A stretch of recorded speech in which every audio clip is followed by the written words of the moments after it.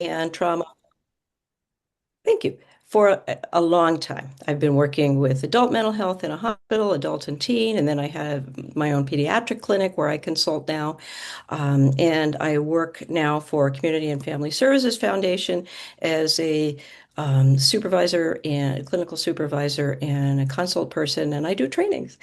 And I'll do trainings for anybody. So if you guys have a group and want me to do trainings, I think it's really fun to meet the people that I get to meet through trainings and person and also on here. So I hope this will be something that you can find useful. I'm going to start screen sharing here in just 1 minute, and I'm going to get back up to the beginning and start.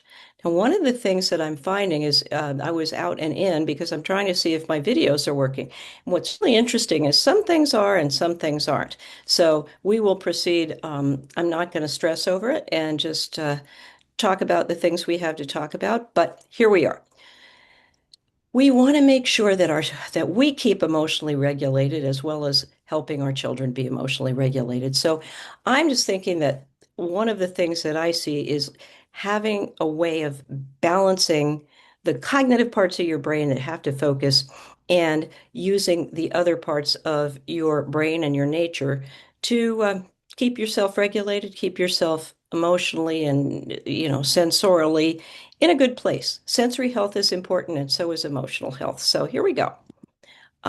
Just so for the people who like to know what goals and objectives are, how about we want to use a variety of brain break strategies? We want to include movement and sensory, and I want to talk a little about regulation because there's some sort of misunderstanding about what that really is, and then have some practical skills to help self-regulation for you and also for the people in your life, especially the smaller ones.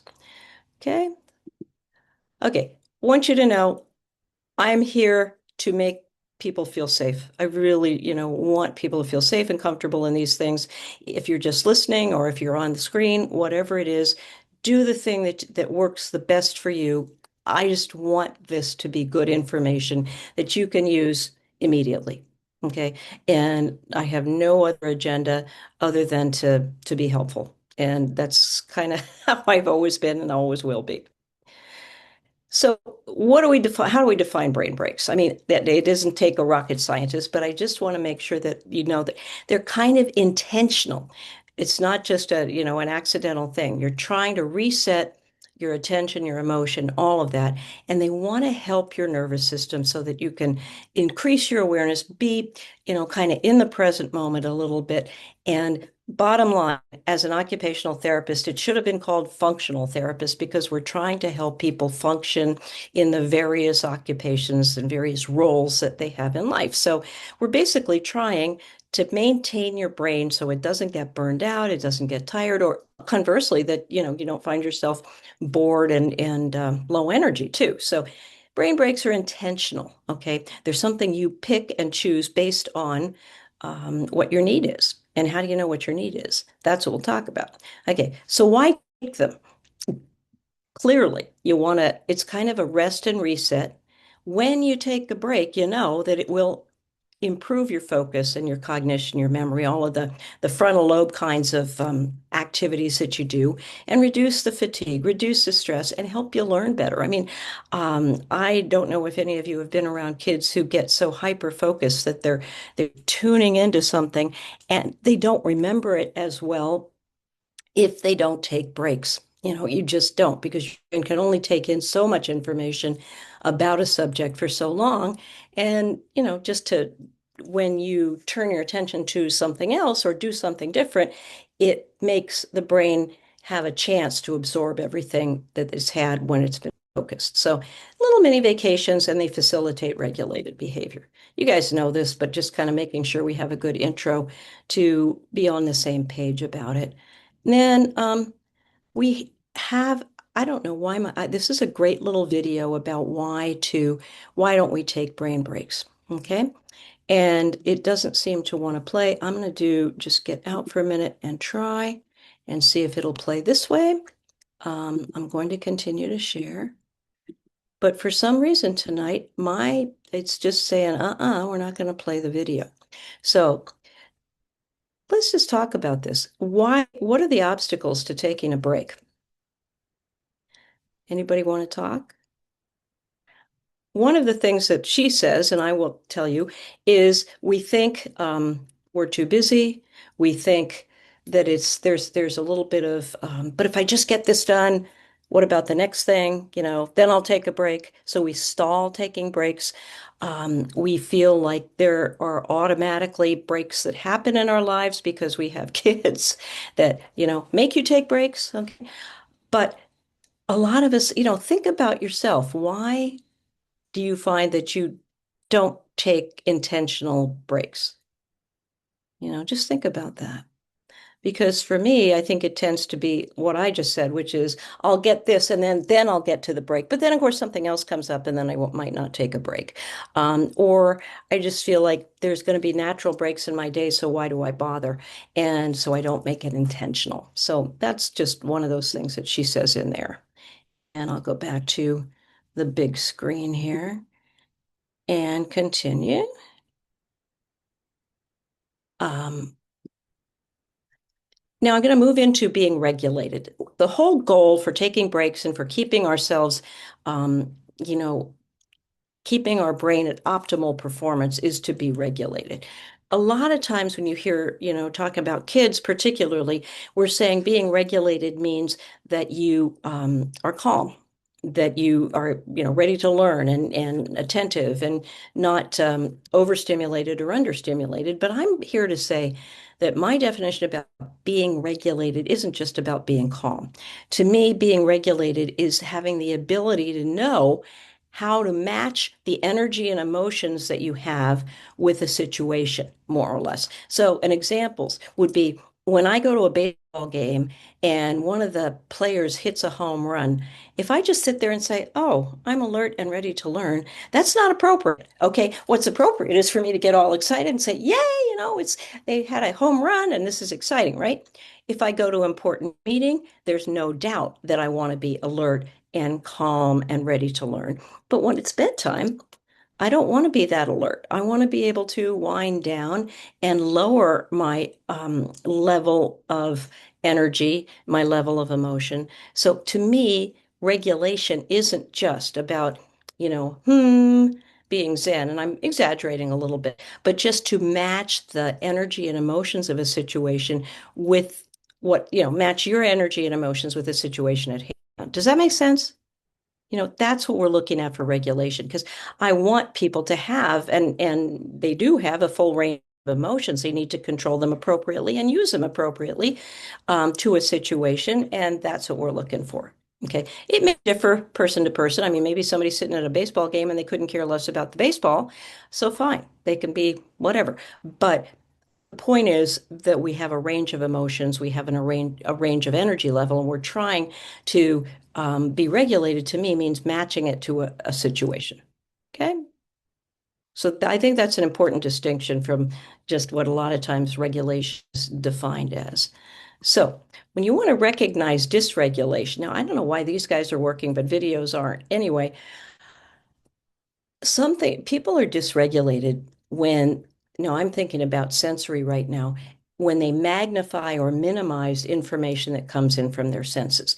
So what we're basically talking about is how you react to the situations at hand. So sometimes you will see people that are dysregulated because they're way over aroused. Okay. And as you can see, the lady on the top, you can see that she's kind of doing anxiety. She's almost stimming here. She's looking distressed, confusion, all of that as a sign of over arousal. And then when we look at the under arousal, you can see this guy sort of falling asleep, trying to stay awake, brain fog, sluggishness, all of those things that you see, because for whatever reason, his nervous system is not getting triggered enough. It's kind of things are going over his head. He's not able to kind of tune in to what's going on. And for whatever reason, maybe it's bedtime and that's not bad, but there's the sort of under arousal and over arousal pieces. And it has to do with your window of tolerance, which is how things are going in the moment of how calm or how the day's been going, basically. So you have a wider window of tolerance if you haven't had any difficulties during the day. You have a narrower one if you have had more challenges during the day. I just think about somebody driving to work, and if they run into traffic or if they run into, an accident and they don't get to work, their window of tolerance is lowered as opposed to just having a nice straight drive into work is an example of what I mean by window of tolerance. But there's lots of examples you can think of. Okay. I'm just getting tired just looking at her and a little bit tired looking at him there. Okay. Now, I know not everybody is tuned in on the video, but and this is fuzzy, so I apologize for it, but I just think it's so important, and I'll read it because it's that important. Teaching people how to regulate their emotions is crime prevention. It's addiction prevention. It's suicide prevention. And it's generational healing. It's how we stop raising adults who explode, implode, or shut down at the first sight of discomfort. Emotional regulation is not just a soft skill, it's survival. It's the foundation of a society where people can disagree without dehumanizing each other, where accountability isn't seen as an attack, and where conflict does not always have to mean violence. Start with emotional education if you want a better world. And I really, really think this is true. So, this regulation stuff of teaching a person how to manage their emotions, how to manage their energy in, sort of appropriate or best ways for the situation is what we're about here. And that relates to breaks because if you don't manage your emotions, you need breaks to manage your emotions, really. Then I'm going to jump right into sensory processing. And I know it sounds a little distorted, but sensory regulation is where we're going because we want to be able to regulate. Sensory is everything. Okay. Sensory is how you're taking information in through your senses. It's always a mystery to me why people will talk about, the musculoskeletal system, or they'll talk about the circulatory system, but we don't know or understand a lot about the sensory system unless you've been exposed to it a bunch. And, the kiddos learn in, kindergarten about seeing and hearing and tasting and touching and smelling, but they don't learn the fundamental senses, the foundational senses of where your body is in space, where your body is during movement, and how you feel on the inside, which is interoception. And so one of the first things about sensory, and just even if you only speak about the regularly known five senses, is that variation is the norm.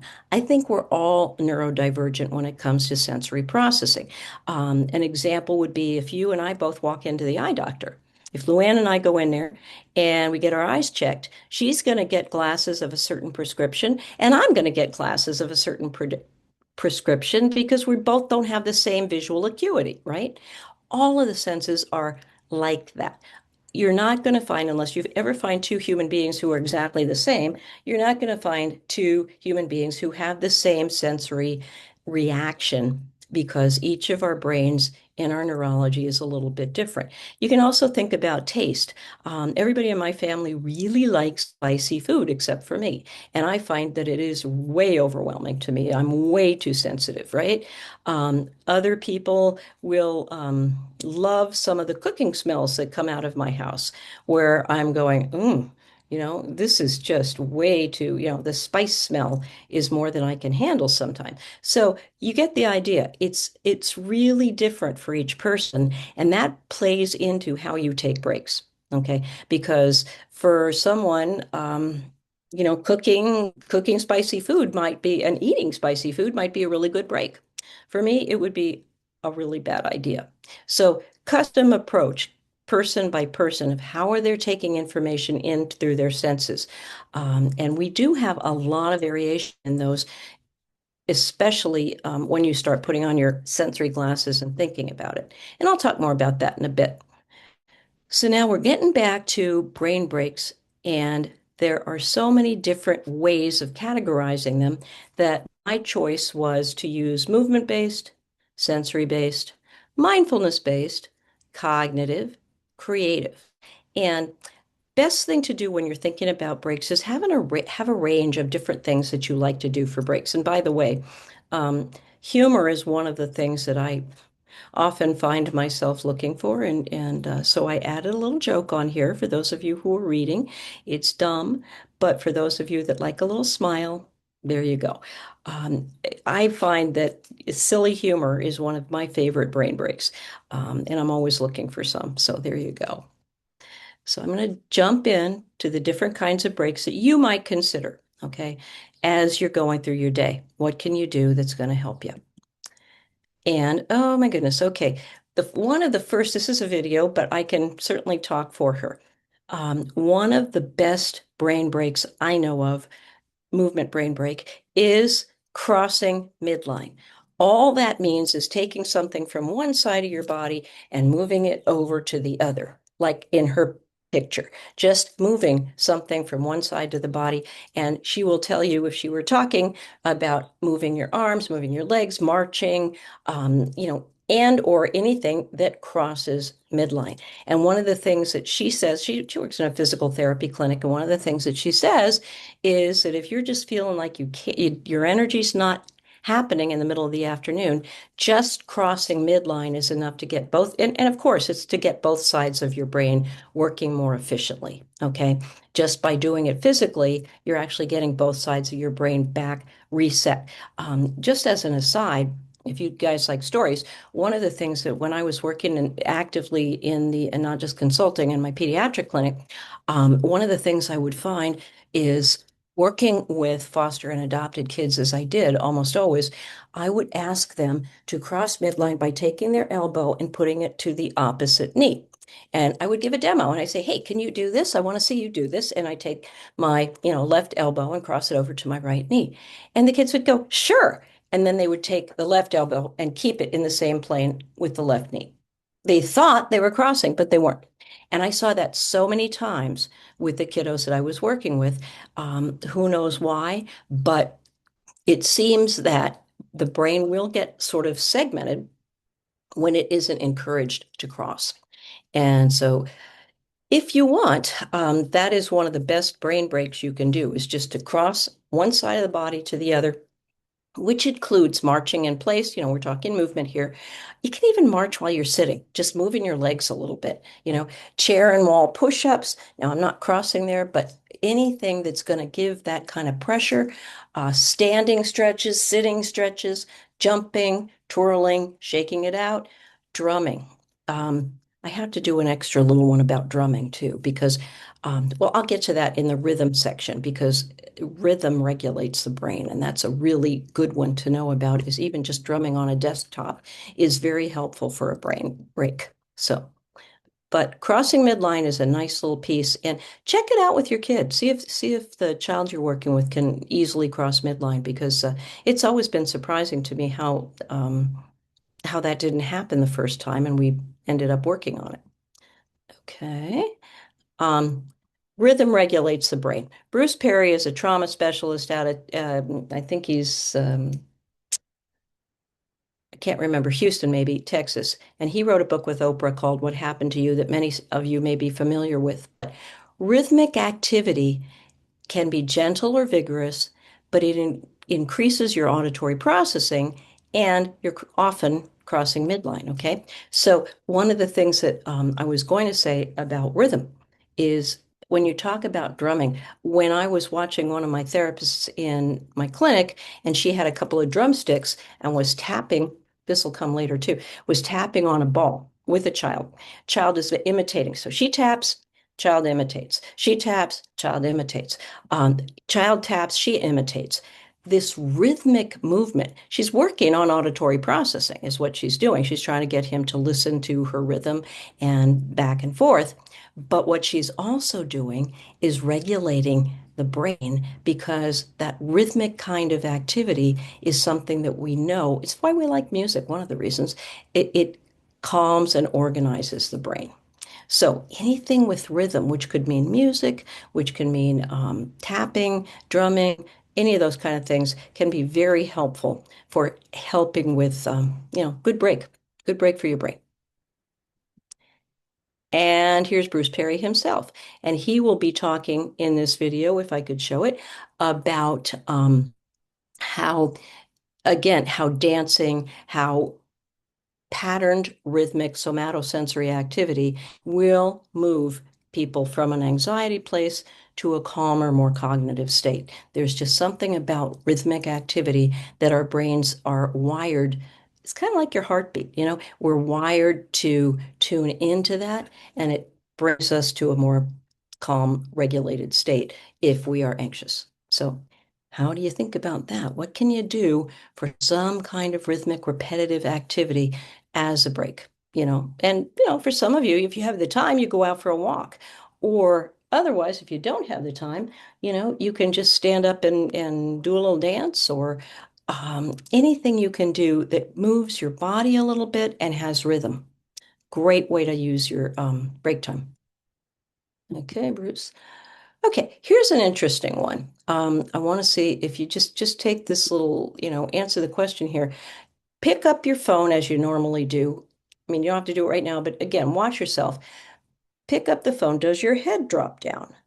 Do your shoulders roll inward? Okay, it's a little quiz. Try it. And then, how deep is your breath? If you do have a head dropping down, if you do roll your shoulders inward, and is anything in your digestive organs compressed, right?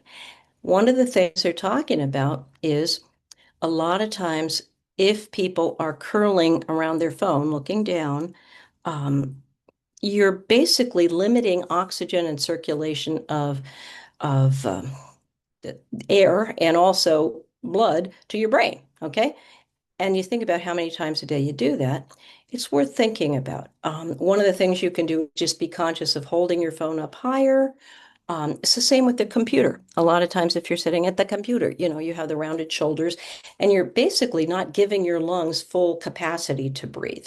So, just a thought that when you take a break, maybe take a couple of deep breaths and sit up in a way that you can have your shoulders back, have your head not rolling down, and get a little more oxygen and circulation to your brain. I think it's really important to remember those things.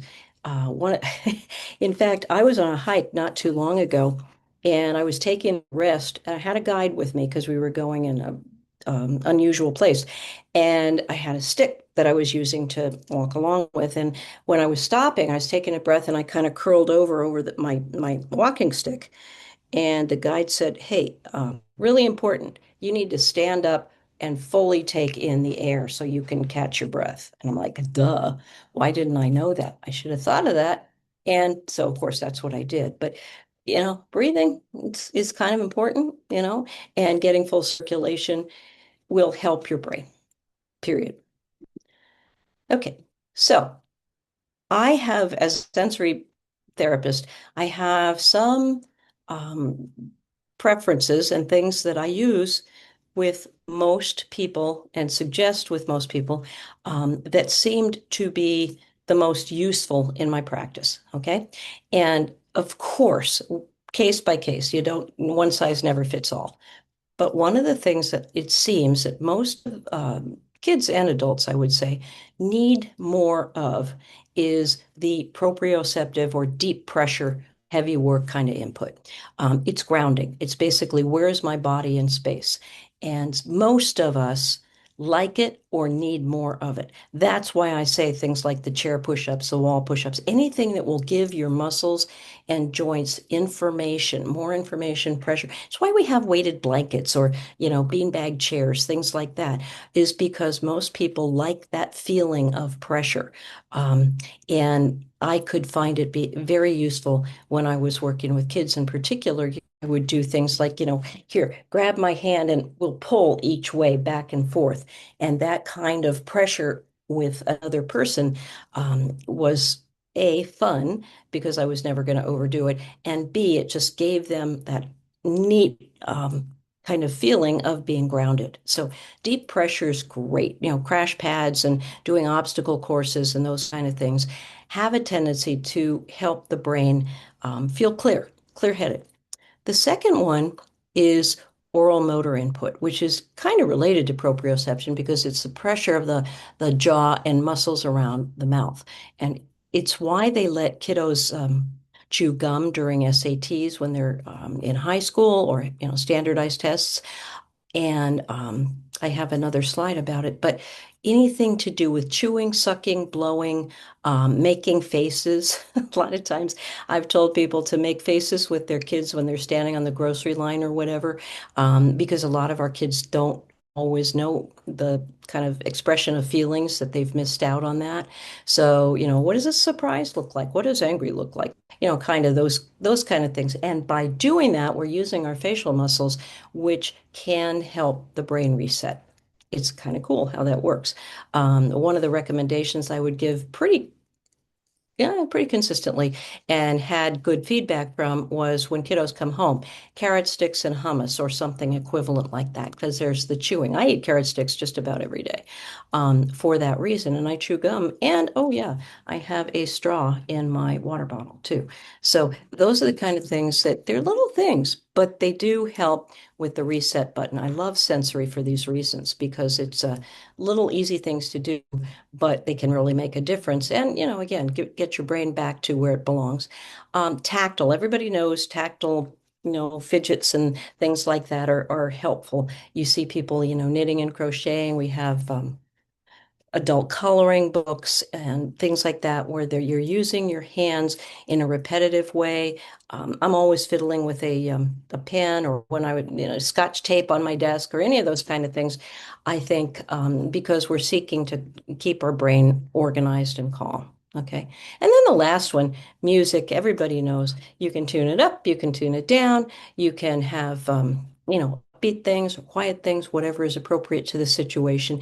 And I think listening to music is a great brain break. Just sit and listen.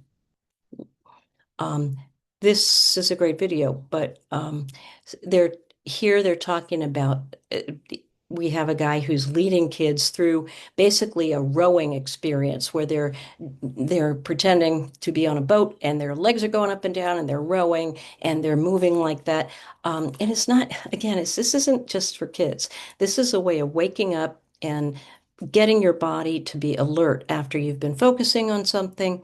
And it will increase your focus. It will increase your alertness when you're using your body. And that to me is when you've been using your head a lot and focusing on things, it's really a good break to focus on the somatic parts of you, use the body and doing more activity. And yeah, so any of those kind of activities that you do with your kids can make it more fun for them as well. Okay. Okay. So again, think about the ways that you would like to take breaks using your senses. So obviously, with auditory sense, that's pretty easy to figure out, right? Because you're looking for music, or, there's studies that just having nature sounds on for a few hours a day is something that, really can heighten your focus and help you feel calm at the same time. Oh, yeah, and silence. Does anybody have silence in their homes? I sometimes wonder if we ever have silence in our home, but um, if there's a way that you can get silence, I'm all over it. I think if that's something that really gives you a break and helps you feel more calm and helps you feel that it's going to reset the button there. Vestibular is that sense of the inner ear, which is related to movement and trying to keep your head balanced over your shoulders. So some of us get dizzy easier than others. That's the car sickness thing, or the place where, you don't want to go on the twirly rides at the fair if you're sensitive to it. But you can do things like stand on one foot and work on balance, or jump, or twirl, but without getting yourself, crazy dizzy. Anything to do with balance and, movement is your vestibular system. And that's a way to take a break.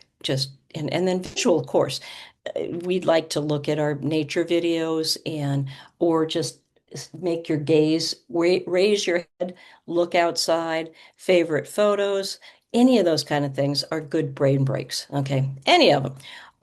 Then we're talking, I've already talked about proprioception and how that deep pressure with crossing midline is really great, doing the chair push-ups and the stretches. Um, and so we've got all of these senses we can use. Okay. Of course, tactile. Roll a pencil, have a smooth stone in your pocket, doodling or drawing, any of those kind of things to use your sense of touch. It's very handy for breaks. Um, You don't want to have too many snacks, but hard candy, sometimes a licorice stick or my raw carrots, gum, blowing bubbles, any of those kind of things are a good oral motor brain break. Okay. Smells. Um, Another one of those that is very individualized. And I always am careful when I recommend things, but I do think many people like the smells of coffee or tea.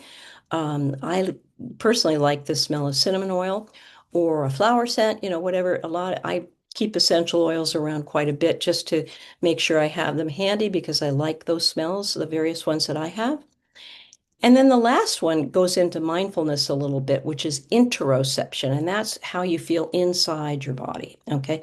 And a lot of people I run into have not really spent a lot of time thinking about sensations in their body.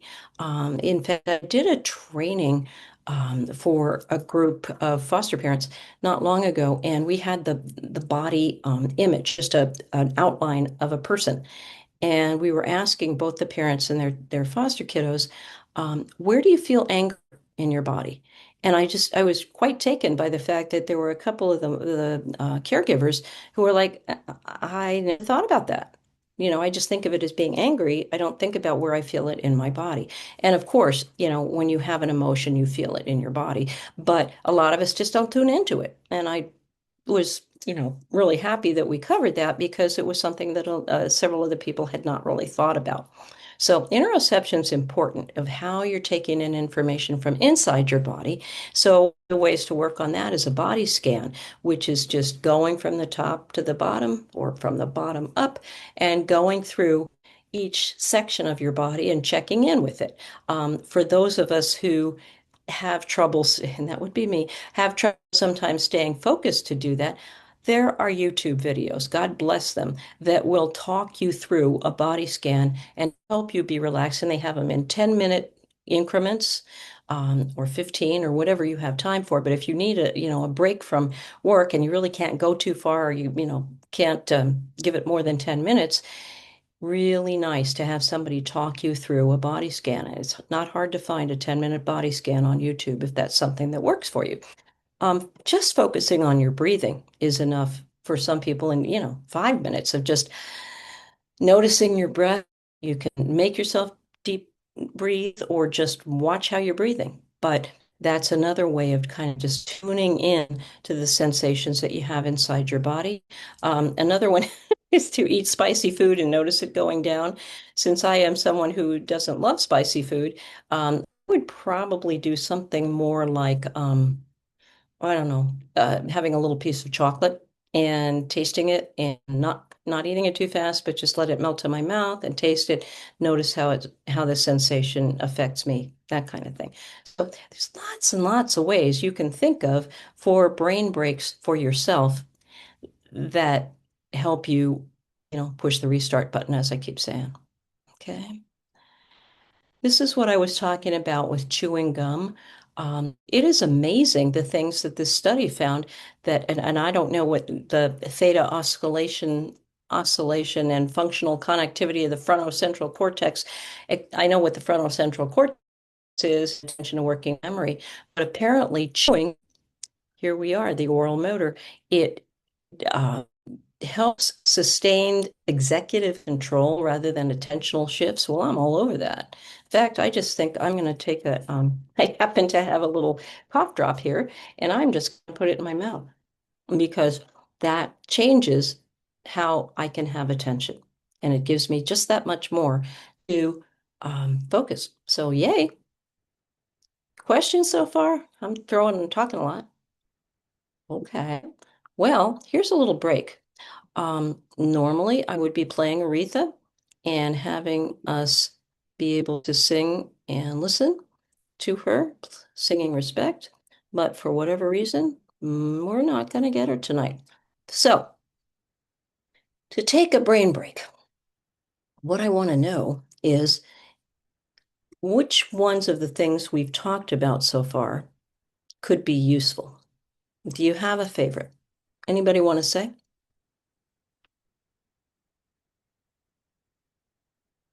Luann, could you start me with something? What do you like to do for brain break? Huh? No. Um, Do you I ever take a brain break? no. A brain break for me is to get up and walk away from the computer because I sit here all day long. Right. So it's just doing anything different. Typically, I will go and do a chore because that's so different than what I've been doing. And Mm-hmm. then I will grab more caffeine and then come back. Okay. Caffeine tends to be a pretty common brain break. Yep. So, I'm just suggesting to have an array of them.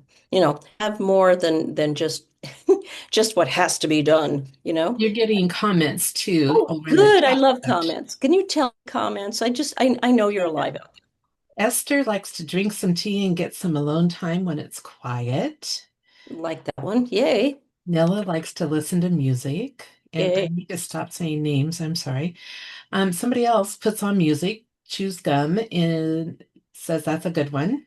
Uh-huh. All of them sound useful and would give me variety. I do like chewing gum. Yeah, it's surprising that chewing gum thing or sucking on a sugar-free candy or chew those carrots, man. I will tell you, anything that gives you a little bit of the actual muscle there, it really does help your brain. It's, all kinds of studies about it. This is good. Thank you guys for putting it in the chat. I understand I'm not one to necessarily just speak up in groups, but I do love hearing that you're thinking about it. And again, I'm trying not only to talk about the breaks, but also to talk about sensory, why it can be helpful, and have more than you thought of before you came tonight. Just giving you some other things to think about. And I'm big on the crossing midline too, because it is surprising how that helps. Anything else?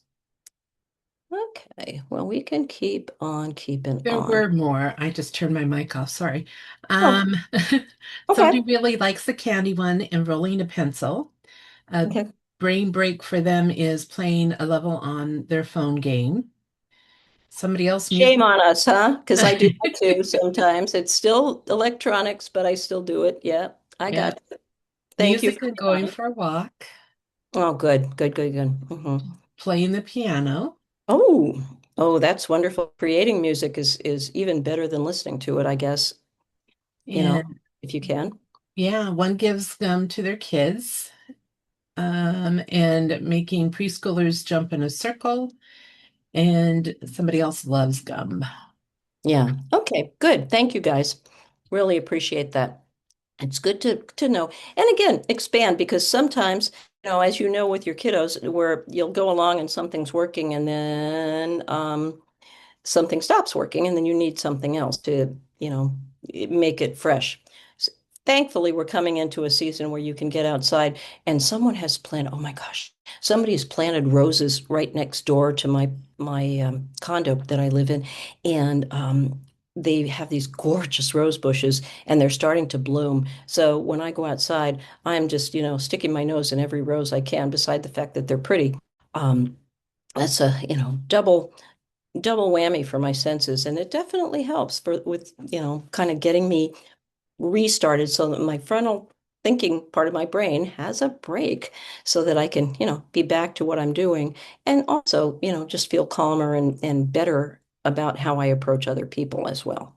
It's not just about work, it's about how you approach other people that you need breaks. So couple of things that I can tell you from some of my stories. um, how many of you guys are familiar with kinetic sand? It is not perfect for everybody. And I have had parents say it's too messy and things like that. But I will tell you, I one time when I was working in my clinic, and I wanted to talk to a parent about something about something about their child, and I didn't want the child to be there. And there were a couple of siblings there waiting before they were going home, and so I pulled out a bowl of kinetic sand that had a couple of little things to find inside it, and a good sized bowl.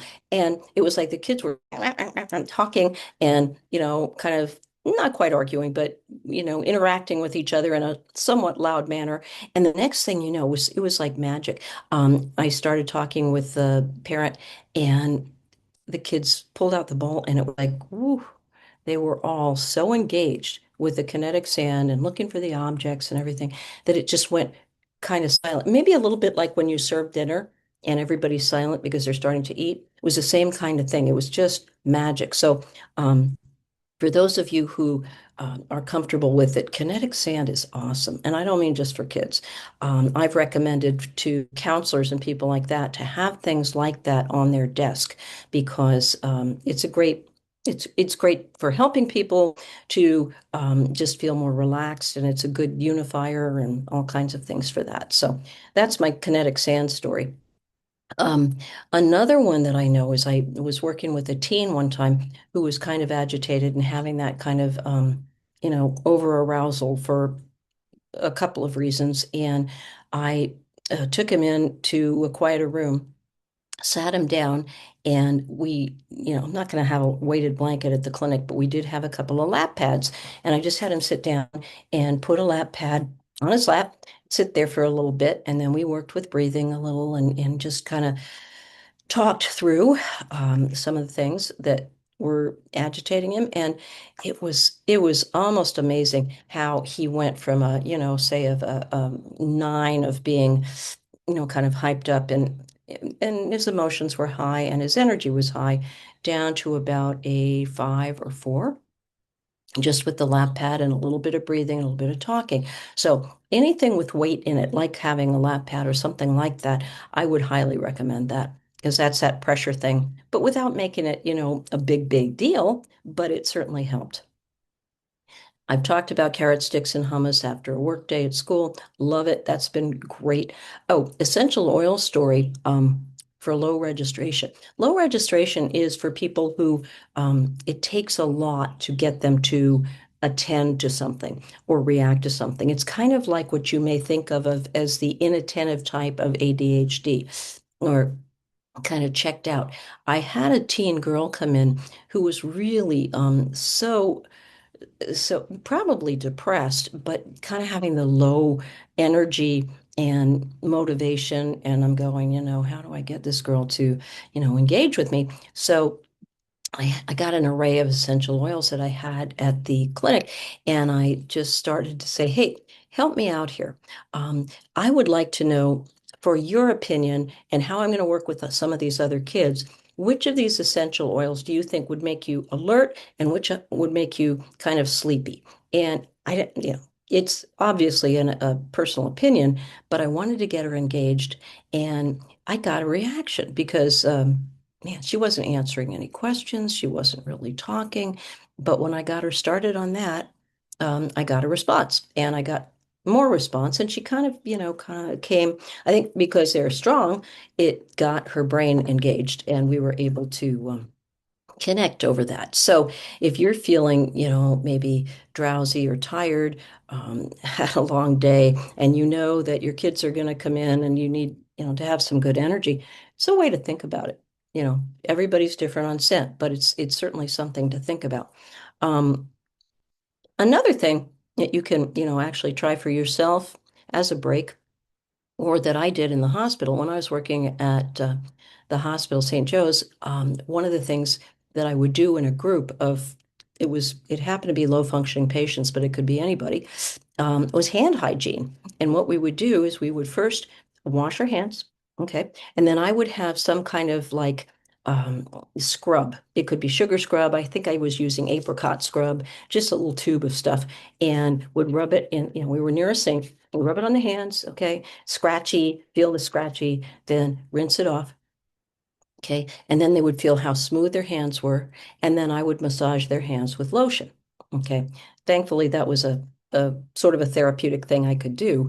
And it not only reinforced the hand hygiene a little bit, but it was soothing, it was calming, and it's something that people can do at home. So if you're ever working, kids tend to really like this because it's sort of it, depending on the child, but it's sort of personal and it's involves a connection. It's a nice little attachment thing, and for when you're working with kids, and It's surprising how good it feels after you have a little bit of a scrub on your hands. It just naturally makes them softer because it takes off a little bit of, dead skin cells. So I recommend it as a therapeutic technique for yourself or for somebody else. So just a couple of different things to think about when you take breaks or when you're helping somebody else take a break. Okay. Okay. Let me think. Now, I'm trying to think if we should let's just have a what do you think, Luann, 5 minute break for people to clear their heads.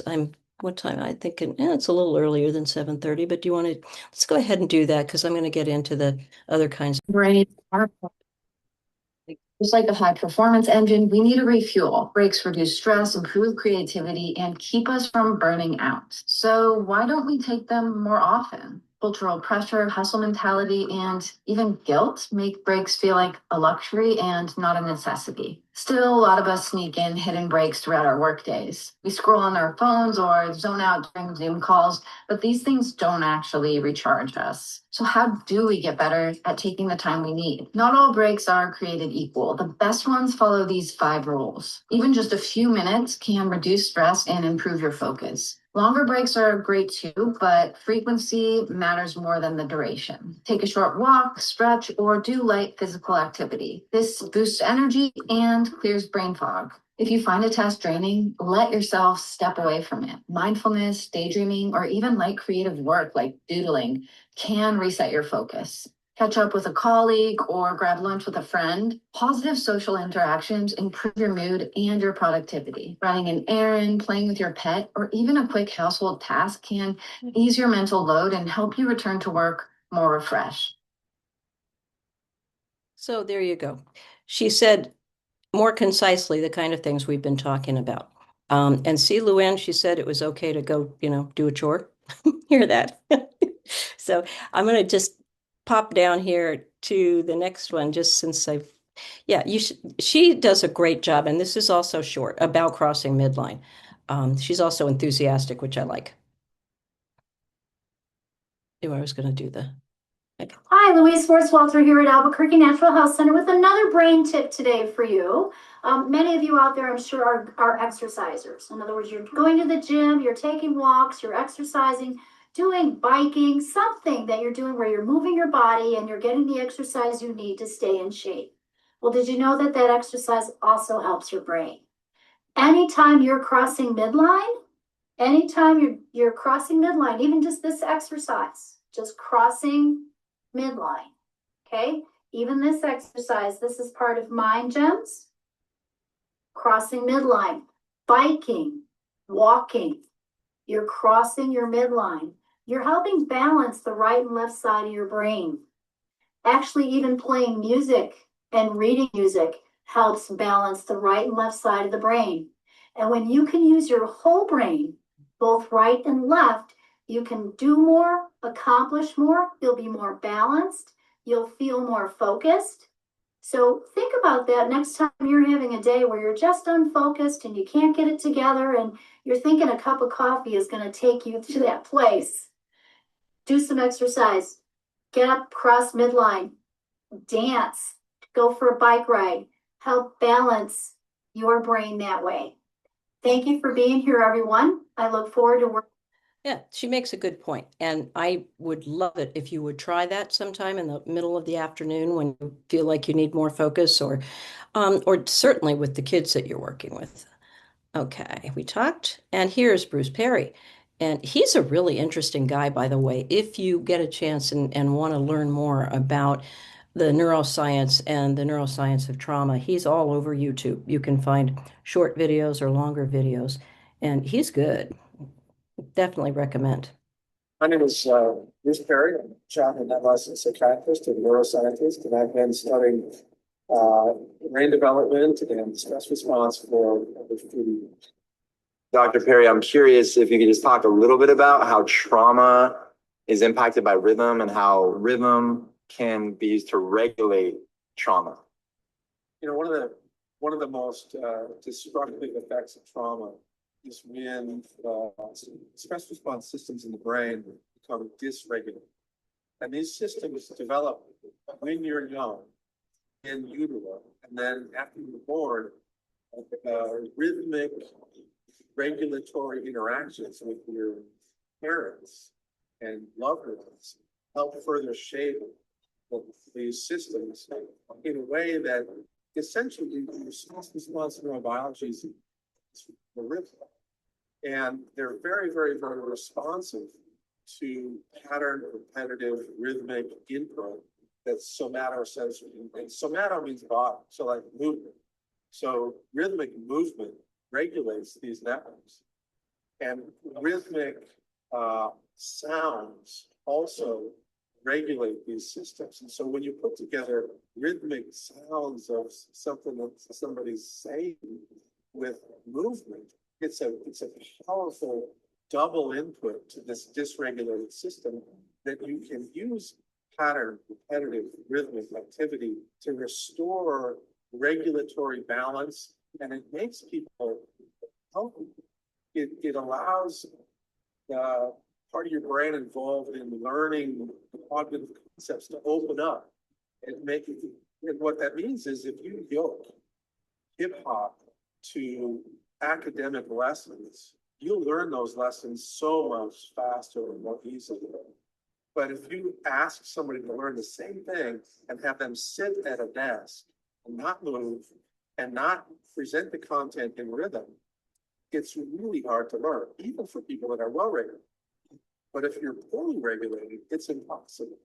So the beauty of hip hop and rhythmic activities that are rhythmic in multiple domains, which hip hop is, it's rhythmic in both motor, it's rhythmic in social domains because you engage the people you live with and you engage them and you re-engage, and it's got rhythm to how you engage the people around you. And then it's rhythmic in the language. And so the combination of a cognitive, a relational, and a sort of regulatory rhythm makes it a very, very powerful tool to use in therapy, but also a very powerful tool to use in teaching. So the people who've learned how to capture that with kids that have been dysregulated are really giving these kids a gift that they've never had before. It's taking kids that were never able to learn very well, and all of a sudden you realize I'm this I actually can learn this stuff. It's one of those things that it's incredibly intuitive once you understand how the brain works, and once you understand the neurobiology of trauma. And a big part of what I think is going to happen in the next 10 years is as people become more trauma informed, things like hip hop therapy are not going to be fringe. They're going to be considered mainstream. And, you know, there's pioneers out there like you guys that are leading the way. But it's going to be a while before everybody gets it.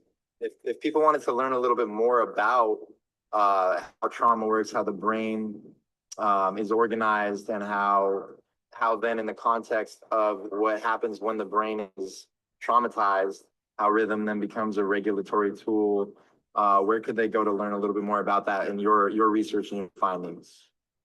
Well, we have a couple of resources that are on our website, and that website's childtrauma.org. And on that splash page, there's a library section. So people that are interested in learning more about this can go to that library section and cherry pick articles that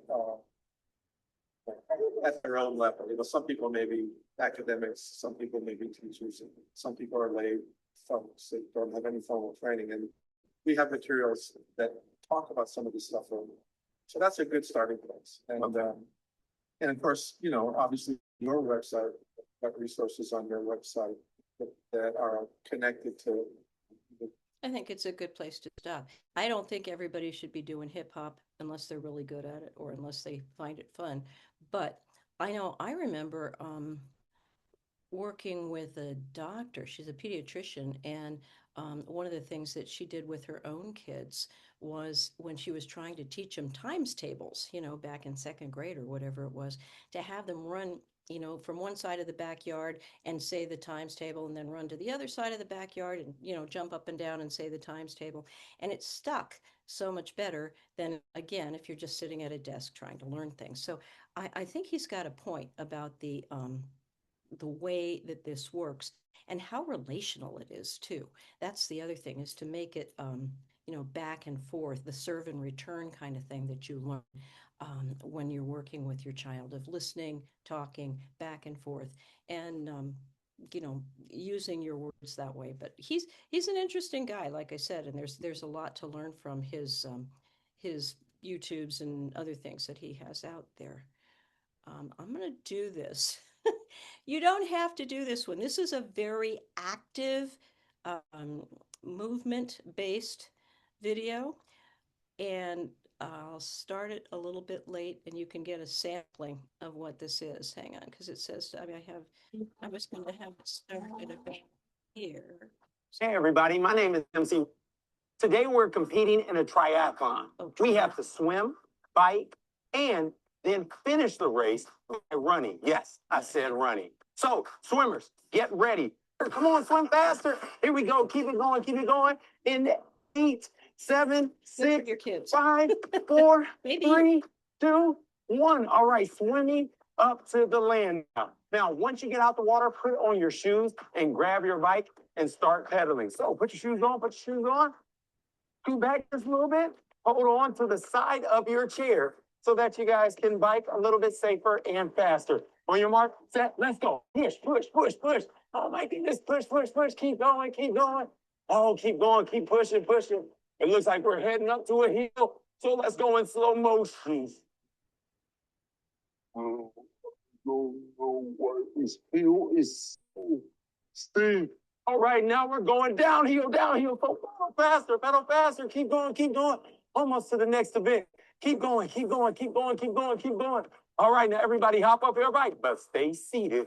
And Okay, so anybody who's interested in this, I think if you have a very active kiddo or a medium active kiddo, sit the chair next to the YouTube. It's Brain Break Chair Triathlon. Do it with them. Get them to do most of it. You can do a little bit of it, but for very active kiddos, having that structure and having them watch something that they can actually do it's a great break for them, and a good way to have rhythmic use of energy. What do you think? It's kind of crazy, but it's a fun one. Sally, when you turned on the videos, it lowered your volume when you speak. Oh, that's weird. Okay. Well, I will remember that. There you go. I will Yeah. remember that. Now I think we kind of, I think we can skip Aretha. You know what it sounds like. Music is a favorite for many of you guys, and music with dancing, all of those things. But that was kind of, here we are. I just wanted to be sure that we kind of went back, since I finally got that to work. Now we can pick up here with the kind of cognitive or more quiet brain breaks that people seem to like. And I've mentioned a couple before of focus on breathing, practice your mindfulness. Again, you can have somebody else walk you through the mindfulness with the body scan for 10 minutes or whatever. I find that just even having a short call, and when I say selective, I mean someone that I know I can get a consistent positive response with, or just a give and take response, nothing too emotional. I might call a friend and just say, hey, I'm working on this. How are you doing? What's going on in your world? Give it 10 minutes, even less. But it's reach out to someone else that connects me and makes me more present. So when I come back to something else, the cognitive parts of my brain have had a chance to rest. A lot of times with kiddos and anybody, I will do the find 5 things in the room. That's another one that sort of helps with the here and now. So I might say to myself, maybe find 5 rectangles in the room, or find 5 things that have blue in them in the room, or whatever. Just something to get me anchored to the moment rather than whatever it is I've been doing and focusing so long on. Another one, of course, is when you're sitting, is to tilt your head, tilt your neck sideways, just really gently like that. You don't want to hurt yourself, but just little neck stretches. And also making the letter the capital letter D with your shoulder blades. So you go up and back like that, like you're making a capital D. And, it's a lot of us know how to, kind of stretch our backs out a little bit. But, so much of it, I think, is remembering to do it and making sure that you do have breaks and just little rest periods through the day as part of your, just kind of part of your self-care. Now, I am somebody who will take a break doing crossword puzzles. I won't take a long break doing crossword puzzles, but I will sometimes just have one in my room. And when I'm, going by, I think, oh, well, maybe I'll get a couple of clues here and stop and do it because I just kind of like that. It's light cognitive and they're easy. So I don't get the real hard ones because they kind of drive me crazy. I like being able to solve them. So I have middle to, easy to middle kind of crossword puzzles. So all of these just kind of are quiet, kind of get you regulated in a way that is calming and gets your focus away from something heavy. And then there's something called ease keys. I took a couple of classes from this woman doing ease keys. And if you would, I think it's a really nice little illustration of what I was trying to talk about before with how we want to get our circulation working. And, please participate at the level of your comfort here. She's great.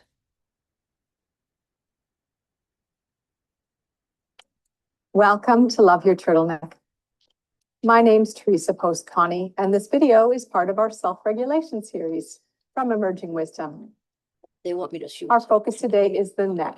I'm going to start So often this a little bit tightness late right here in the side of the neck muscle, just like a turtle. Just a goes second in. to start. Myself turtling a lot when I'm Okay. up top typing, and I realize that my turtleneck is going on here.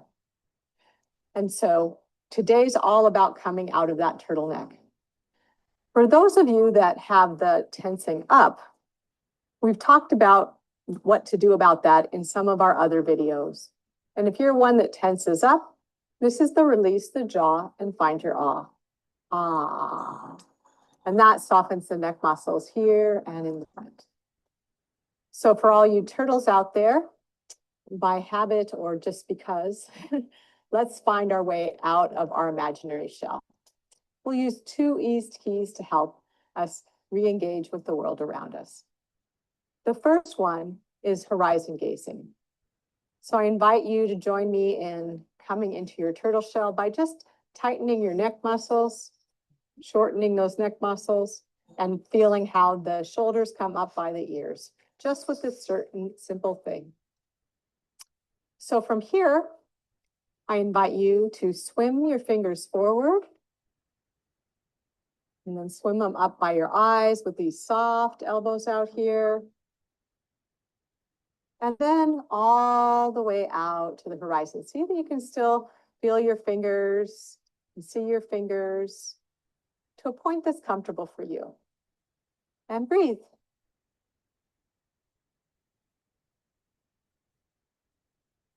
And see, as soon as those shoulders come back and out, the neck naturally lengthens.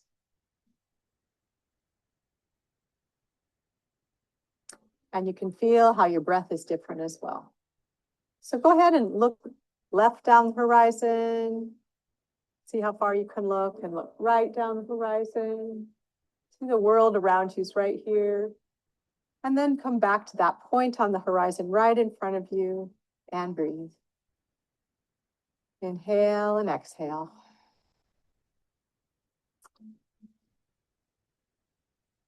So now let's go back on into our turtle shell and just notice how your breath is different and how your eye gaze is different once you've come into your turtle shell. What's happening with your belly different. And then notice what happens if you try to move. I find it's really hard to move when I'm in my turtle shell. So you have to find out how to get out. This time I'm going to have you plug your feet into the ground, connect your feet to the floor, and just come out this way. As soon as we engage our feet, that abdominal core engages and the neck naturally lengthens. We come out of our shell. See what that connection is like for you. And breathe. One more time, let's go back on into our shell, just shorten those neck muscles. Those shoulders come up by the ears. And now, while you're here, just try to move. While you're in this position of your shoulders tensed up, what does that look like to move? I find it's really like almost impossible to move here, and then if someone's going to ask me to move or try to get me to move, that's not going to be pretty. Like snapping turtle comes out. Okay, so now I've gone into my turtle again. So I just have to remember to come out. So remembering to come out, let's use both sets of limbs this time. Go ahead and engage your feet. And swim those fingers forward. Soft elbows, bringing them up to your eyes. Swimming on out. And now see how you can move. And see how you can connect and engage with the beautiful world and the beautiful people around you.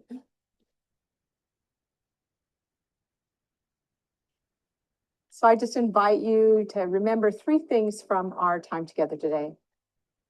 One is, if you find yourself in your cell, one way to come out is horizon gazing. Just gazing at a point on the horizon, seeing your horizon right here in front of you.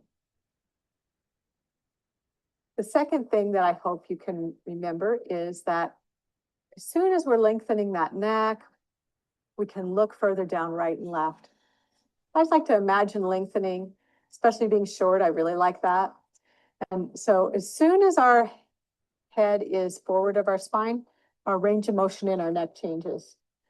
So engaging my core, coming back up. Now I've got this beautiful range of motion in my neck. I think you get the idea.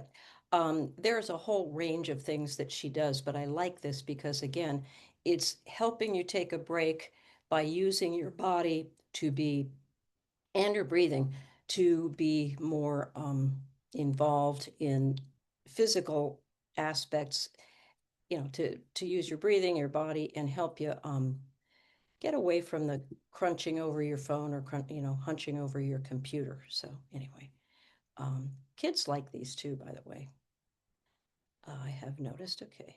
Now, I have this deck of cards called Mind Trap, and I wonder if anybody here can answer the first one. It is what phrase is represented in the first card there? Somebody can put it in the chat if you'd like. What's happening with that phrase? Anybody put it in the chat? Let's see. Yep. Okay, what do we got? Up to no good. Well, somebody got it. Yay. I showed that to my husband and he wasn't in the mood, I guess, but he didn't get it. And those are just kind of fun things to make your logic go in a different way. Okay, so who's got the second one? You want to put that in the chat? Somebody's got that. Got to have that one. I think that's easier even. Two's company, 3 is a crowd. Yeah, so you get the idea. Sometimes having a deck of mind trap cards is kind of fun. And again, something you can do with some of the kiddos in your life. I think I originally got that for one of mine, of just how to use both sides of your brain. And it's fun. The other thing is some of us need cues, okay? And I have this book right here of Doodle Your Healing, because it structures up the doodling.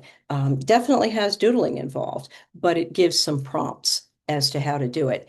And so these things are not hard to find. They're not expensive, and they're kind of fun if you're a person who likes to do. And also, when we're talking creativity, we're talking, again, people who like to draw or paint, people who play music, yay for you guys.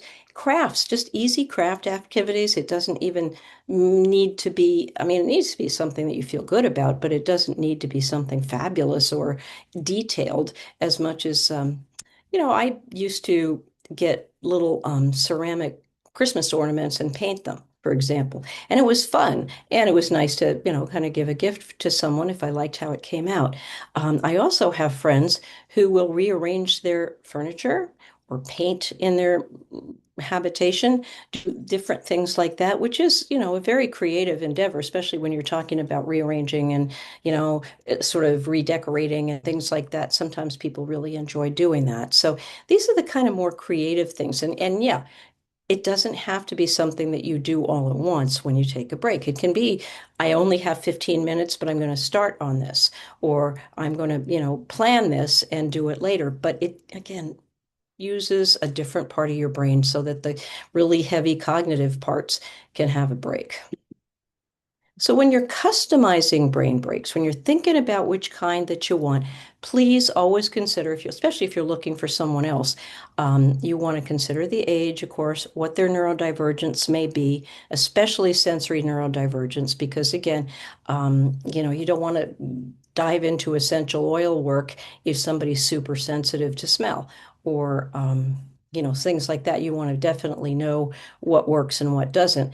And of course, you want to be careful that you're not triggering something, and check with somebody first before there's any touch. The hand massage is great, but if somebody has an aversion to being touched by somebody they don't know, and in my case, I had to be, always aware of that, always careful about that. Um, and then, we know about sensory diets, or at least, as a therapist, we were always, saying, what can you do during the day to take sensory breaks? Well, you can do it with brain breaks, all the different things that we've mentioned. And there's a lot of them, as you can see, that involve sensory and involve, motor skills, that involve movement, that involve, cognitive aspects, creative aspects, all of the things that we've covered. There's a lot of ways you can go at this.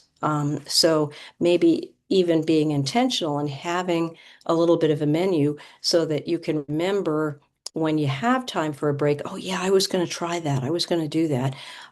So be intentional about it, right? Oh, here's another one. Cue cards. This is another deck of cards that I have, where they will give you, and as they say, grounding or tapping, movement, breath work, all of these different kinds of things. Humming is a sensory thing, and who knew that it would, kind of help people relax and, calm the mind. And there's something again about using the mouth where that vibration and the feeling around the lips is something that can be helpful for breaking and relaxing. And, they suggest combining it with breathing exercises.